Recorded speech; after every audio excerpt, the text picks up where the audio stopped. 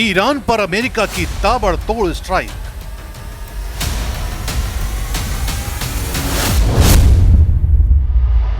Iran के अलग अलग शहरों पर विध्वंसक हमले।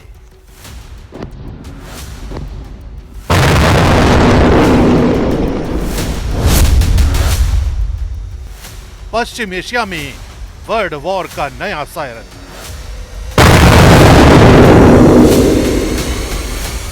ईरान पर अमेरिकी हमलों की तीसरी लहर शुरू हो चुकी है।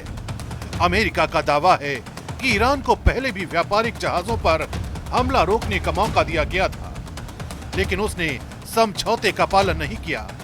इसके बाद राष्ट्रपति डोनाल्ड ट्रंप के निर्देश पर अमेरिकी सेना ने दक्षिणी ईरान में कई सैन्य ठिकानों को निशाना बनाना शुरू कर दिया। अमेरिकी रक्षा मंत्री पीट हेग्सेथ के मुताबिक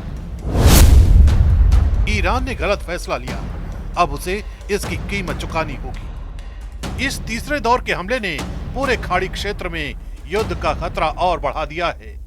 अमेरिकी हमलों का सबसे बड़ा असर दक्षिणी ईरान में दिखाई दे रहा है।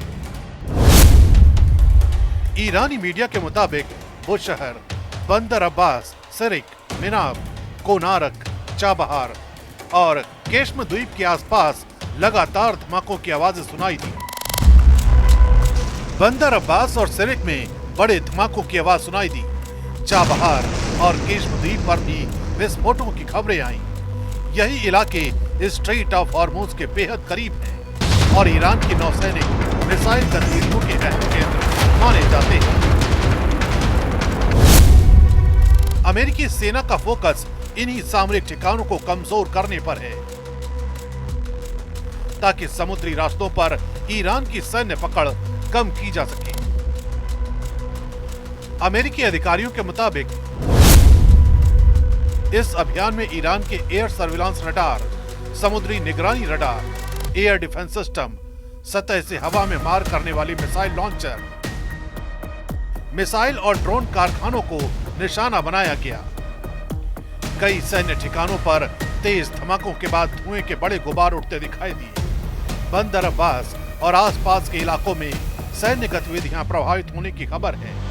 हालांकि नुकसान के पूरे आधिकारिक आंकड़े सामने नहीं आए हैं, लेकिन शुरुआती रिपोर्ट के मुताबिक कई रणनीतिक सैन्य ठिकानों को भारी नुकसान पहुंचने की खबर है। दूसरी ओर ईरानी अधिकारियों ने जवाबी कार्रवाई की चेतावनी को भी दोहराया है। IRGC commander in chief brigadier general Ahmad Vahidi ने वार्निंग देते हुए कहा है, अमेरिका इजराइल की आक्रामकता का बदला लेना ईरान की प्राथमिकता रहेगी। जिन्होंने ये कार्रवाई की, जिन्होंने इसका आदेश दिया और जिन्होंने इसका समर्थन किया, सबको जवाबदेह ठहराया जाएगा। इस पूरे सैन्य अभियान की शुरुआत स्ट्रेट ऑफ हॉर्मुज में हुए जहाज पर हमले से जुड़ी है। अमेरिकी सेना का आरोप है कि IRGC ने साइप्रस के झंडे वाले कंटेनर जहाज पर हमला किया, जिससे जहाज का इंजन रूम क्षतिग्रस्त हो गया और एक चालक दल सदस्य लापता हो गया।